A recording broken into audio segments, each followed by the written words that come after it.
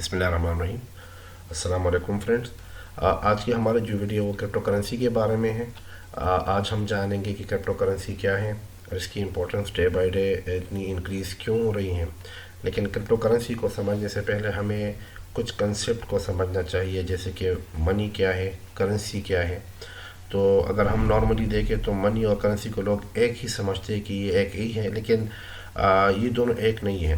Currency वो paper money या coins है जो एक गवर्नमेंट जो है ना वो इशू करती है मीडियम ऑफ एक्सचेंज के लिए, और ये एक टेंजिबल जो है ना वो एसेट्स होते हैं। जबकि मनी जो है ना वो एक ब्रॉड सेंस है, वो एक इंटेंजिबल सिस्टम है जिसमें अपनी एक वैल्यू स्टोर्ड होती है। ठीक है, जिसको भी हम गुड्स एंड सर्विसेज के लिए यूज़ कर सकते हैं, लेकिन इसमें अपनी एक वैल्यू स्टोर्ड है। ठीक है। एक करेंसी की वैल्यू ज़ीरो हो सकती है, लेकिन मनी की वैल्यू ज़ीरो नहीं हो सकती। अगर इसको मैं एक एग्जांपल में आपको समझाऊं, तो आप सपोज करें कि पाकिस्तान में सोने के सिक्के भी चल रहे हैं और साथ में 1,000 और 5,000 के नोट्स भी चल रहे हैं।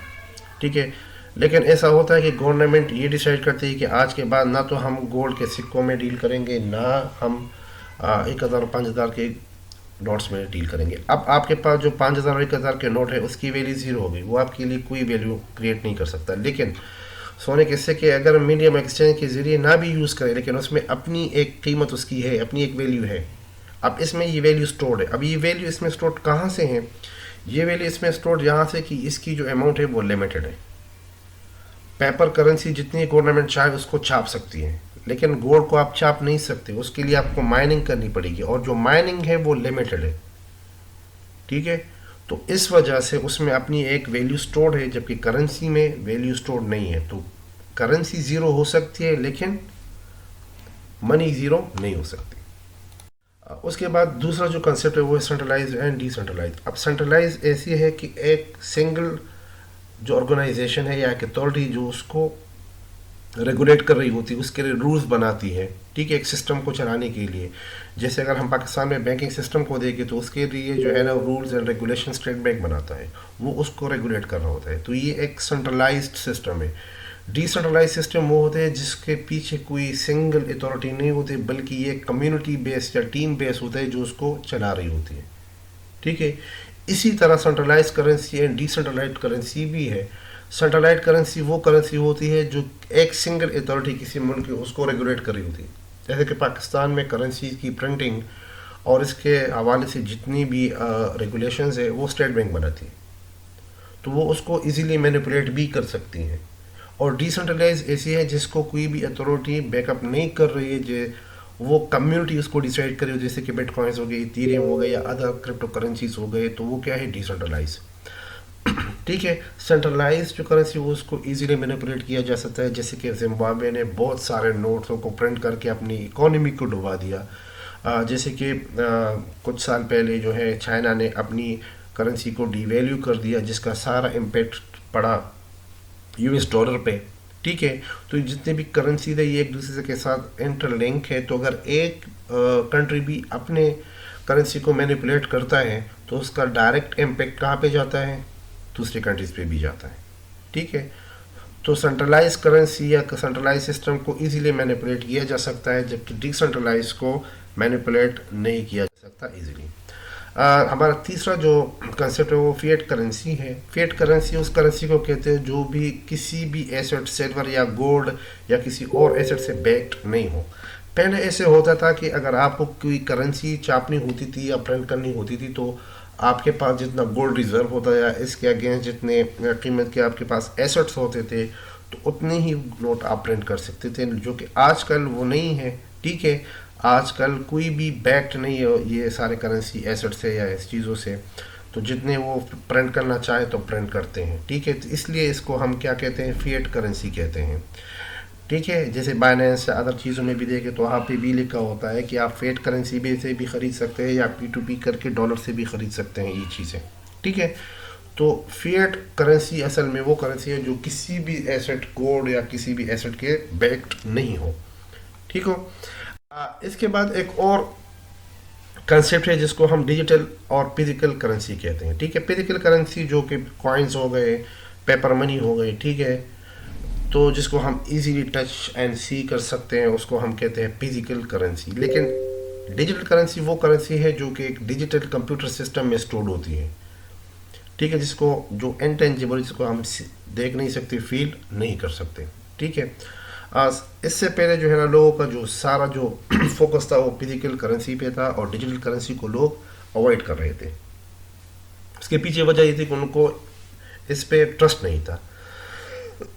इसके बाद अगर हम देखें जैसे कि पाकिस्तान में यूबिल ओमनी आ गया, इसी पैसा आ गया, तो लोगों ने इसको अडॉप्ट करना स्टार्ट कर दिया, इस पर ट्रस्ट करने लगे लोग। अभी लोगों के पास जो है ना इजी पैसा या दूसरे डिजिटल वॉलेट्स में पैसे पड़े हुए हैं, ठीक है, ट्रस्ट कर रहे हैं, तो ये चीज़ें जो है ना अभी इम्पोर्टेंस ले रही हैं सोसाइटी से और कम्युनिटी से।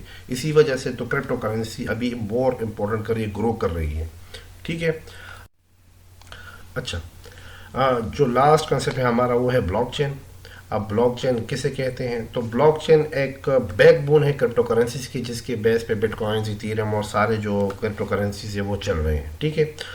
अब जैसे हम एक अकाउंट में एक लेजर को मेंटेन करते हैं, उस लेजर में हम अपनी सारी जो इन्फॉर्मेशन है वो स्टोर करते हैं, ठीक है। इसी तरह ब्लॉकचेन भी एक टेक्नोलॉजी जिसके ब्लॉक्स में हम डेटा अपने ट्रांजैक्शन को स्टोर करते हैं। अब एक ब्लॉक क्या चीज़ को स्टोर करता है?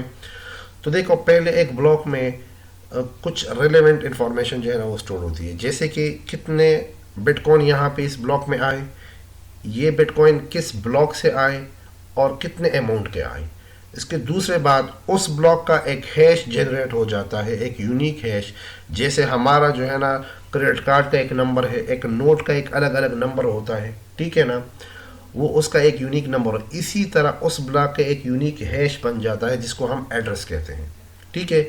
उसके बाद उसमें एक और हैश जो है ना वो स्टोर होता है, जो प्रीवियस ब्लॉक का हैश होता है जहाँ से ये बिटकॉइन आए हैं, ठीक है। इसी तरह अगर इस ब्लॉक ने भी बाइंग एंड सेलिंग की तो इसके बाद एक और ब्लॉक बनेगा, उसमें भी यही वैल्यू स्टोरी, यही इंफॉर्मेशन स्टोर की, कितने बिटकॉइन वहाँ पे गए, ठीक है, किस हैश किस एड्रेस से गए वो स्टोर होंगे, और उस ब्लॉक का एक अलग एक दूसरा ब्लॉक हैश बन जाएगा वहाँ पे। तो इसी तरह जितने भी बाइंग एंड सेलिंग हो उसके हर एक का एक ब्लॉक बनेगा, और ये सारे ब्लॉक जो एक चेन बनाते हैं इसको हम ब्लॉक चेन कहते हैं, ठीक है। इसकी सिक्योरिटी भी बहुत ज़्यादा स्ट्रांग है, कोई इसको इजीली हैक नहीं कर सकता या इसको मैनिपुलेट नहीं कर सकता। अगर आप देखें, अगर आपने किसी एक ब्लॉक के डेटा को चेंज करना पड़ेगा, ठीक है आपको, तो लेकिन उसके बाद का जो ब्लॉक है उसमें ऑलरेडी इस प्रीवियस का हैश स्टोर्ड है, तो अगर आपने इसका चेंज करना है तो उसके अगले वाले का भी चेंज करना पड़ेगा, और अगर उसको आप चेंज करेंगे तो उसके बाद वाले का भी चेंज करेंगे, तो इस तरह फिर आपने सारे के सारे ब्लॉक को चेंज करना पड़ेगा। और अगर एक ब्लॉक के डेटा को चेंज करने के लिए आपको ऑलमोस्ट 10 मिनट्स चाहिए, तो ये तो मिलियंस के ब्लॉक्स है, इसके 200-300 साल आपको लगेंगे इसको हैक करने में। इसके अलावा अगर आप एक ब्लॉक के हैश को चेंज करते हैं, ठीक है, तो जितने लोगों के पास इस सब का डेटा है, अगर उसमें एक शख्स भी इसको रिजेक्ट करे तो सारे का सारा वापस वैसा ही हो जाएगा। तो इस तरह आप किसी भी ब्लॉक को आप हैक नहीं कर सकते। अच्छा, ब्लॉकचेन के या क्रिप्टो करेंसी के बाद कुछ सवाल ये है कि कॉइन क्या है, टोकन क्या है या एनएफटी क्या है। तो जिन प्रोजेक्ट्स के अपने ब्लॉकचेन, जो अपने ब्लॉकचेन चला रहे हैं, उसको हम कहते हैं कॉइन। टोकन उसको कहते हैं कि एक प्रोजेक्ट है उसका अपना ब्लॉकचेन नहीं है, वो किसी दूसरे का ब्लॉकचेन यूज़ करके अपना प्रोडक्ट चला रहा हो, उसको क्या कहते हैं? हम टोकन कहते हैं। ये कि आजकल सारे के सारे ऑलमोस्ट ज़्यादा जो है ना वो इथेरियम के ब्लॉकचेन को यूज़ कर रहे हैं। अब इथेरियम उनको कहता है कि आप मेरे ब्लॉकचेन को यूज़ कर रहे हैं, इसलिए आपको मुझे एक फ़ी देना पड़ेगी जिसके मैं रेवेन्यू जनरेट करूँ। उस फ़ी को कहते हैं गैस फ़ी, ठीक है। इसके बाद एक और कंसेप्ट आता है जिसको हम कहते हैं एनएफटी, नॉट फंजिबल टोकन्स, ठीक है। तो अगर मैं ये कहूँ, एक एग्जांपल से मैं आपको समझाऊँ कि सीए एक क्रिकेट बैट आता है, ठीक है। तो अगर एक कंपनी ये सारे बैट बनाती है तो सारे बैट एक जैसे हैं, ठीक है। लेकिन अगर कोई प्लेयर इस पे साइन कर देता है, ऑटोग्राफ देता है, तो ये अब इन सारे बैट से क्या हो गया? डिफरेंट हो गया। तो ये हो गया नॉन फंजिबल, क्योंकि ये सारे बैट्स की तरह अब नहीं रहा, और ये जो सारे बैट्स है ये एक जैसे, इसको हम कहते हैं फंजिबल, ठीक है। अब इसी तरह लोग मुख्तलिफ डिजिटल पेंटिंग्स बनाते हैं या अपनी तस्वीर को डिजिटलाइज कर देते हैं और उसको इन ब्लॉकचेन पे बेचते हैं, यूनिक हो जाते हैं उसको, वो कहते हैं नॉन फंजिबल टोकन। अब कोई अगर इसको ख़रीदता है, ठीक है, तो उसके पैसे जिसका ये पिक्चर है उसके पास आ जाते हैं, और इसके बाद वो शख्स अगर इसको बेचेगा तो हाई प्राइसेस पे बेचेगा, तो जितनी बार वो सेल होगा तो उसका 10% उस शख्स के पास आएगा। इसको हम कहते हैं NFTs। तो ये सारा ब्लॉकचेन के बारे में और क्रिप्टो करेंसीज के बारे में था। होप आप लोगों को इसके बारे में समझ आ गई होगी, लेकिन फिर भी अगर किसी को कोई क्वेरीज हो तो प्लीज़ कमेंट में ये चीज़ें लिख दें। अस्सलाम वालेकुम, थैंक यू।